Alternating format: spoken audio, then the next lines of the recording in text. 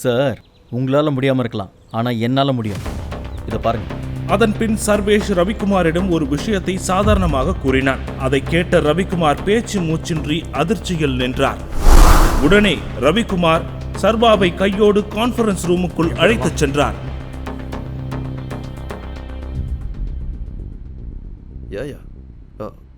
ஏய் low class, நீனும் போலையா? Kishore, behave your self. யாரா இருந்தாலும் முதல்ல ரெஸ்பெக்ட் பண்ண கத்துக்கோ. வேதிகா, நம்ம சர்வேஷ்க்கும் ஒரு சான்ஸ் கொடுத்து பார்க்கலாமே. He has a good plan. இங்க எவ்வளோ சீரியஸா போயிட்டு இருக்கு. ஒரு ஜோக்கரை பிடிச்சி கூட்டு வந்து என்ன காமெடி பண்ணிட்டு இருக்கீங்களா? இதுக்கு தான் நான் அப்பவே சொன்னேன், இந்த மாதிரி பூமர்ஸ் எல்லாம் வேலையை விட்டு துரத்திடலான்னு. Excuse me, mind your words. உன்னோட வயசை விட இந்த கம்பெனில என்னோட எக்ஸ்பீரியன்ஸ் அதிகம்.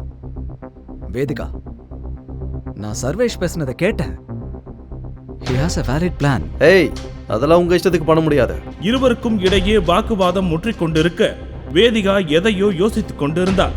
அவளுக்கு தாத்தா கூறிய ஒரு விஷயம் ஞாபகத்திற்கு வந்தது. முழு வீடியோவை பாக்கெட் FM தமிழ் யூடியூப் சேனலில் கண்டு மகிழுங்கள்.